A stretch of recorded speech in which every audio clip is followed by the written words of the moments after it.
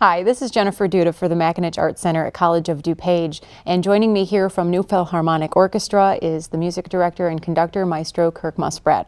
We're discussing their upcoming performance of Joy, Beethoven. Kirk, thanks for joining me. Thank you. So tell us a little bit about the program that you've put together for this concert.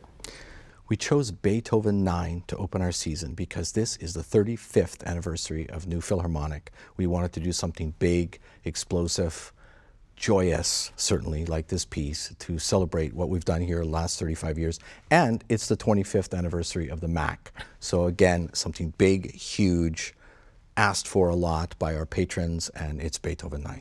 So these are popular works by Beethoven that most people would know, as opposed to more obscure pieces? Oh yes, everybody knows Ode to Joy of Beethoven, you know, the Beethoven 9th Symphony. He wrote it, of course, at the very end of his life, about almost 200 years ago. He was deaf. It's an amazing piece. We'll have almost 200 people on stage with the huge chorus, orchestra, soloists, and it's groundbreaking. It changes music forever, this Beethoven 9th Symphony. I think everyone in the world knows it. Now, obviously, we're discussing the celebratory aspect. Looking at the gamut in terms of other composers out there, why Beethoven versus another composer? Great question. I think because it expresses that, because it's an anniversary for us, because it's an anniversary of our great building and our relationship here at COD with the college. And what is more joyous? I mean, when they bring down the Berlin Wall, what is the symphony that is played for the world to see? It's Beethoven 9. And we don't have often a chance to do a piece this big, so we wanted it to be special and really full of that great spirit of freedom, something talking about all of us working together, of collaboration, different arts groups working together, community, people being together. Something not just, if I'd done the 8th Symphony, it's the 8th Symphony, it's a great piece, but this is Ode to Joy, and it's something quite different.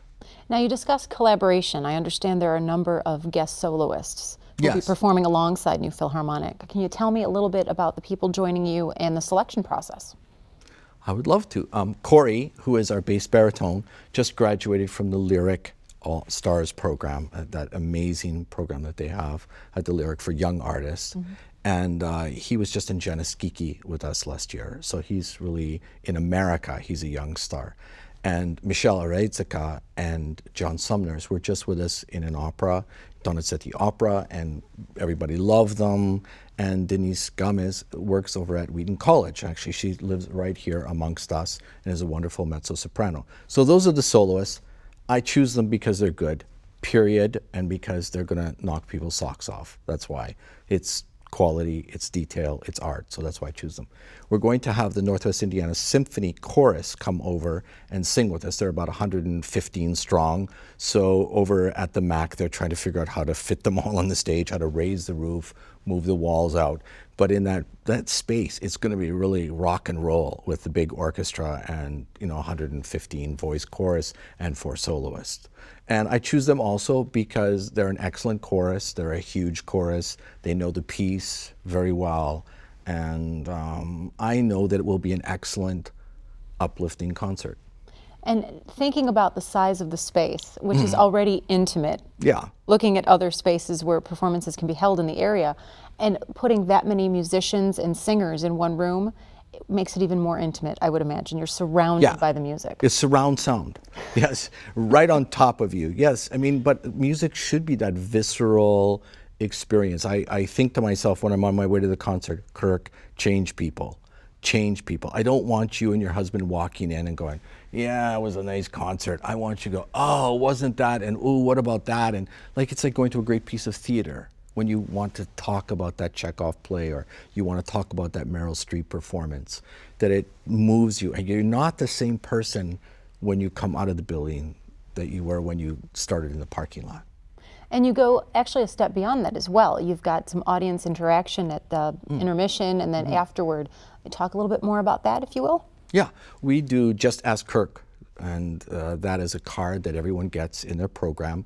If you fill it out and put it in the violin boxes, I answer every single question, every single. Now, if it was a really hard question like, tell me about the fugue in the last movement of Beethoven 9, I would probably call you on the phone and say, hello, Jennifer, it's Kirk.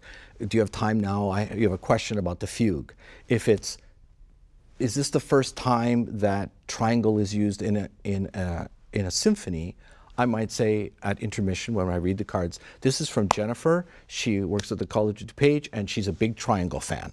So, you know, she wants to know, and I say, yes, it's the first time, except for Haydn, blah, blah, blah, blah, that the triangle is used. And by the way, yes, it is the longest symphony in history to that time, and the guy was out of his mind to write it. Yeah, so thank you, Jennifer, for the question. But that way, I get to either talk to you on the phone, or write you a letter, or write you an email, or just respond to your question there at the concert. And then afterwards, we have cookies with Kirk, because we have these amazing cookies afterwards, and that gives us a chance for us all to sit together, you know, just say hello, what did you think of the concert, mix, make new friends, you know, if you have a complaint, come and talk to me about it. If you have a suggestion, like, Kirk, why haven't you done Beethoven 9? You've been here for 6 years. Why haven't you done Beethoven 9? So then I go, Kirk, we should do Beethoven 9. Or if you say, you know, I really have this wonderful idea about a soloist. I just heard this person at Ravinia. Would you ever consider having Straight No Chaser as a, you know, as a guest artist? And give me your email. And so I get to talk to you and engage you, get to know you, and find out how you feel about what we're doing. So it's really just an extension of the performance to draw them in. It is. It's another part of that performance. And until we stuffy people in the 21st and 20th century, you know, came along, performances were much more that way. I mean, when Beethoven did X concerto, if people liked the second movement, they just started screaming and hollering and hooting and throwing sandwiches, and you had to do it over again. And then there would be a mezzo-soprano sing, and there'd be a string quartet come out, and it would be a 3.5 or 4 hour, you know, experience, or Woodstock. You know, people would drink, flirt, eat, talk, yell, boo, all this kind of stuff. Now we sit there and we go, okay, Mildred, clap, you know? And I don't think it should be that. And I think people react to it very positively. They feel like they're an important part of the concert. And they are actually the most important part. It's that tree falling in the forest. If you're not there to hear it, and if you're not intelligent and you have an appetite to hear it and an interest in what you're hearing and in the musicians, then why play? You know, we're playing for ourselves. Mm-hmm. Well, this sounds like a wonderful opportunity for people who are familiar with New Philharmonic to celebrate with you as you enter into your 35th season, as well as to celebrate the 25th birthday or anniversary of the MAC. And for people who aren't familiar with the orchestra to maybe get their first taste of classical music in a little bit more of an exciting way than they might be accustomed to. So if you're interested in getting information about the upcoming performance of New Philharmonic's Joy Beethoven, you can give a call to the MAC ticket office at 630-942-4000 or visit them on the web at www.atthemac.org. Thanks, Kirk. Thank you, Jen.